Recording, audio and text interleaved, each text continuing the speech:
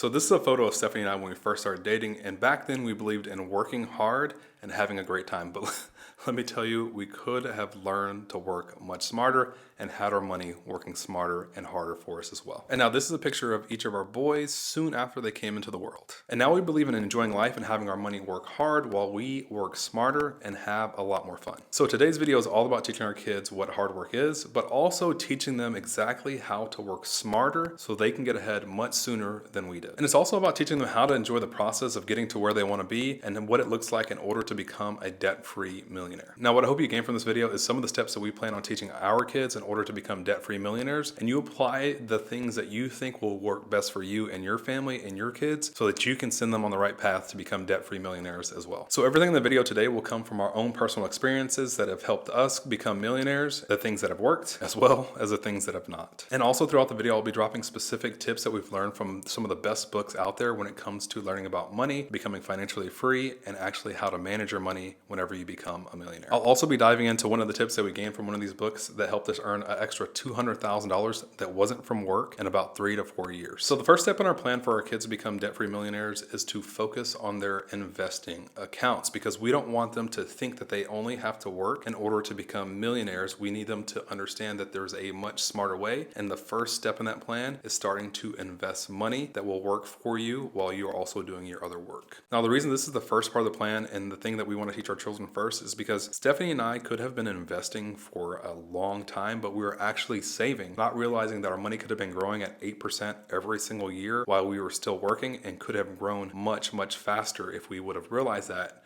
much sooner. So here's how I want you to think about it, and I want you to consider teaching your kids. If you have $100,000 invested, it's like having an extra person in your house that is making about $10,000 a year. So if you do get to the point where you have about $500,000 invested, it's like having an extra person working in your house making roughly $50,000 a year. And so that's a thing that we want to make sure we teach our kids, because if they know that, then they can technically have their money being an extra worker in their house that is bringing in extra income that gives them a little bit of cushion if anything were to go wrong, or they needed it for a rainy day, or if they just kept earning with that money over time through their investments. So we don't want our boys to make the same mistake we did. We want them to be invested much sooner. So we actually have about $10,000 invested for them right now, and we plan on investing about $500 per month for them as they continue to grow older. So at about the age of 18 to 25, whenever they can take over their own accounts, we hope that they start taking over and paying about $500 per month to their future selves. Now, the reason this concept is so important and we plan on making sure that our children understand it is because, think about it this way: if we invest $10,000 already and then they continue investing for the next 30 years, or we invest together for the next 30 years, $500 per month, they're going to have around $720,000 up to $1.1 million. So that's 8% to 10% returns over the next 30 years, and they could be millionaires at that point. And that's what I want you to be able to understand, is that's why we're teaching them this, because compound interest is so important. And the earlier you get started, the faster your money can start compounding and making more money on itself. And by the way, if you don't know where to get started, Stephanie and I put together 2 free videos that I think you can find linked somewhere here or down in the description, and you can go ahead and learn how to start investing for yourself and for your kids for free. Now, the next step in our plan for our kids to become financially free and to become millionaires is to help them think differently. Now, just because something has been done a certain way doesn't mean it always has to be done that way. I think it's really important for parents to teach their kids this, because if we hadn't done this, we wouldn't have the internet, we wouldn't be flying in planes, we wouldn't have rocket ships, we wouldn't have electric cars on the road right now. And anybody who can think contrary to what popular belief is gives themselves a chance to just think outside the box and think creatively and say, hey, just because somebody believes this is impossible doesn't mean it is impossible. There has to be a way for some things, most things, to be accomplished. So along those same lines of thinking differently, we want our kids to question just about everything. Actually, right now, our oldest son, who is only 4.5, questions just about everything that we do, and we encourage it. Now, there are some days that becomes difficult, but if we don't encourage it, then guess what? He's never going to question the status quo. As a matter of fact, if he didn't ask questions starting now, later on in life, he wouldn't know what questions to ask. So the earlier we start them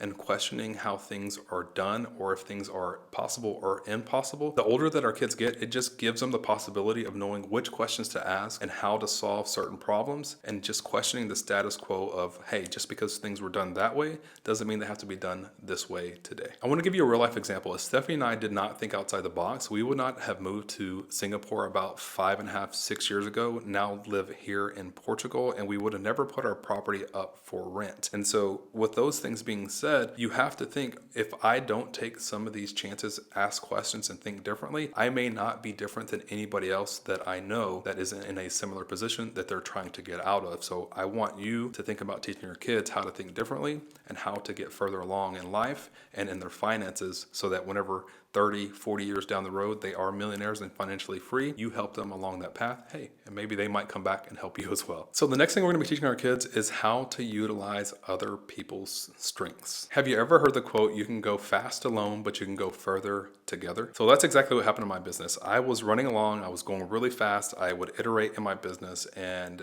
everything was going just fine. But then one day I realized there's only so much I could do, and there was only so many hours in the day, and I needed to hire people so that my business could go much, much faster, but also a lot further, because I was the bottleneck in my business. And once I understood that, my business started to take off. And that's what we want to make sure our kids understand. You need to learn to utilize other people's strengths within your business and or partnerships, because if you can do that, you can go much, much further. I don't want you to think that I'm saying, hey, you need to go out and use people. I want you to understand that I'm saying you need to go out and work with people. So for example, a lot of corporations have teams within teams. The company that Stephanie worked for, they would have hundreds of people on a team within an organization, and the organization had several teams, and that allowed them to all work together and utilize one another's strengths and understand one another's weaknesses, so that they can build the company much faster and to build a company much stronger. In that same concept, what we want to be able to teach our boys is, look, you can go ahead and try to save time, or you can save money, but if you ever have the opportunity to do both and it's a proven strategy, go ahead and pay for that thing. And so for example, with that is saying, hey, look, you can save time and you can make money by investing. And so we want our kids to be able to say, we're going to utilize other people's money, companies' monies that are in the stock market. We're going to invest in these companies, and that's going to help our money continue to grow over time. Now we'll teach them to utilize the S&P 500 to start with, and we'll also invest in that for them to start with as well. But look at it that way. We're taking the S&P 500 and all these companies and saying, hey, these companies have proven businesses. They need more money to continue growing. And by helping invest into their company, they pay us back through time and through money. So we get more of our time back because we don't have to work for that money to grow. And we also continue to earn income off of their business that they're building as well. The next thing we're going to teach the boys is about the slight edge. It's a book that I read. I was actually gifted it by another entrepreneur. And in that book, it taught how, and in every single day, there's a line that is either going down negatively or positively based on every decision that you make. And so I want to give you a real life example of that. Let's say you're somebody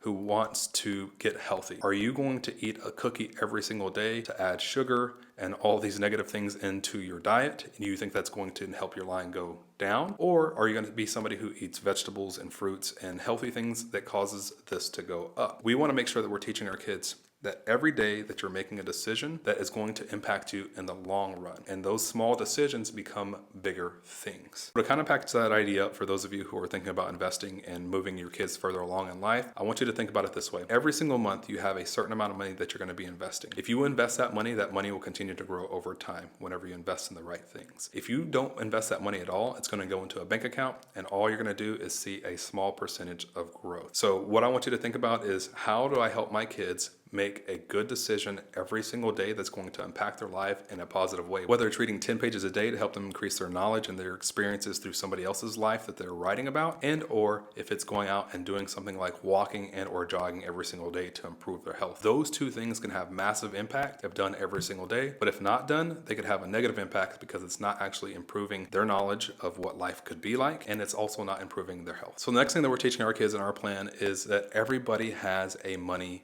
making superpower, and I hope that you teach your kids this as well. Now, when I first started learning about money, as Stephanie stated, I knew that I wanted to be a millionaire, not for greedy purposes or anything like that. I just knew that it would make my life a lot better. A lot of people that I was around as I grew up didn't talk about money very often, and we're going to talk about money a lot in our family, because your mentors, your teachers, the people that you're around, your surroundings, all create the person that you actually become. And so we want our kids to have this experience of discussing what money is, where it comes from, how to earn learn it, because as we do that, then they can start tapping into what their money making superpower is. And if they can do that early on and also learn how to manage their money, guess what? There is no other path than for them to become financially free and debt free and become millionaires. So we're big fans of giving real life examples of what this looks like. So myself, I am a really good digital marketer, and I'm great at helping clients bring people to their businesses in order for them to earn money. So for example, I am a real estate agent, and I know how to teach other real estate agents how to get clients to earn the money they want in their life to continue to move their life forward. So by doing that, I was able to charge clients anywhere from $99 up to $3,000 depending on the package that they chose. And in doing so, that helped me earn over $1 million in my business. What that has done for me is let me tap into my superpower, which was understanding how to grow audiences and to bring people to a certain company in order for them to continue to grow their business as well. Hopefully your kids have some type of interest in or skill that they're building as they continue to grow older, so that they can utilize that skill and that money making power to get to a place where they're financially free and or become millionaires later on in life. The next step in this plan for our children is to teach them how to live below their means. So one of the most common things that happens to us as human beings is whenever we start making money, we want to start spending more of our money and not keeping more of it for our future selves. This is often referred to as lifestyle creep, and you may know somebody that's like that. They start off and they maybe have a car that's, decent, like a little Honda or Toyota that they're either close to paying off or they've paid off, and then all of a sudden they make a new advancement in their job, and then they make way more money, and then they go out and buy a BMW, a Lexus, or whatever other fancy car they're interested in and get themselves into another payment. Or they say, hey, I live in this current house, I'm gonna go buy a bigger house without actually adding another asset to their life. This becomes a problem because every dollar that you're earning, you're also spending. And we wanna make sure that our kids understand that, hey, it's not all about how much you make. Oftentimes it's about how much you keep and how much you have invested. What we wanna do is say, you don't want to go out and spend all your money. You wanna keep as much money as possible and invest the difference whenever you're earning more and more money each year in your career and or your business. So as I stated earlier, what will happen whenever our kids become 18 or between 18 and 25 and they're earning more and more money, we're gonna say, hey, we're gonna sit down, we're gonna explain to them how much money they have invested through us, and we're gonna say, it is your turn to take over these accounts, and the money that you've been earning, you can now start putting towards your investments and your future self. And this is how much money you currently have and what it could turn into. Because if we teach them how to do that, at least by the time that they're 30, and guess what? When they become millionaires, they'll know how to manage that money and know how to invest for their future selves as well. So to give you a real life example of what this doesn't look like, many years ago, I thought it was really cool to buy like a Chrysler 300 car. It was a really cool car. It kind of looked like a Bentley. Don't judge me too much here. But I thought it looked like a Bentley. I wanted one of those cars. I had a teaching job. I wasn't making a lot of money. I was pretty much spending all my money every month. If I was much smarter back then and I knew the things that I know now, and hopefully my kids and your kids know this, if I went and put that money into an investment calculator, which we'll link one down below, and said my monthly payment was $300 per month and I was paying that over the course of 4 or 5 years, what that money would become now, let's call it 20 years later, I would not have bought that car. I would have bought a car to bum around in that was a beat up car that got me from point A to point B. Or I would have just used Uber every single place I could whenever I really needed a car, because that money today would be worth so much more than it is now, because it's pretty much zero, if not negative, because I wasted that money and that car